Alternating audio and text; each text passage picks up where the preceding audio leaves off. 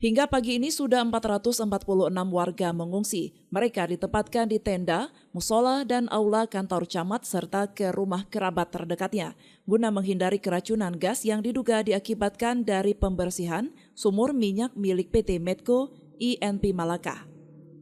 Kejadian tersebut terjadi pada hari Minggu 24 September sekitar pukul 17.30 waktu Indonesia Barat. Saat itu anak-anak sedang bermain bola di lapangan dan tiba-tiba mengalami sesak nafas, lalu pingsan serta dilarikan ke puskesmas setempat. Kejadiannya kemarin jam 17.30 atau setengah 5, diduga keracunan bau-bau yang menyebabkan anak-anak yang terutama anak di lapangan yang main bola keracunan dan terus sesak nafas. Kemudian dilarikan ke puskesmas. Sampai dari malam sudah 30 orang yang menuju ke rumah sakit Zubir Mahmud. Kemudian yang mengungsi di kantor camat sampai hari ini, pagi ini sudah 446 jiwa. Dan kita tempatkan sebagian di aula kantor camat, di musola dan di tenda.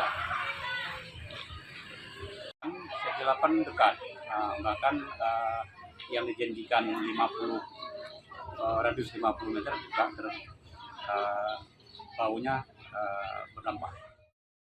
Sementara itu, BPBD Aceh Timur telah mendirikan tenda dan ambal di lokasi pengungsi sekitar pukul 22 waktu Indonesia Barat. Seluruh pengungsi tertangani dan sampai saat ini dalam kondisi aman terkendali, serta logistik pengungsi dan semua peralatan warga juga sedang dibawa, baik itu popok bayi, susu maupun selimut.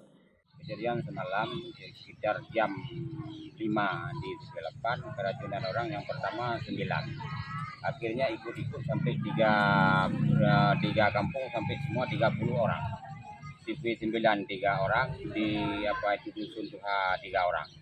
Cuma semuanya sudah dibawa ke rumah sakit Zainal Abidin Zubir Mahmud. Cuma yang ini tinggal di sini kita bikin camp di sini. Sebenarnya Miko pun jangan sampai cuma menerima kayak gini harta dari kabupaten BPD. Cuma sebenarnya masyarakat ini harus dibantu tempat yang layak. Cuma yang saya harap sama orang Miko, masyarakat kami di sini jangan sampai tidur di atas batu. Macam mana tempatnya yang layak. Apalagi sumurnya belum siap dibersih. Cuma katanya 10 hari dibersih. 5 hari melihat ada gejala-gejala apa-apa, jadinya 15 hari.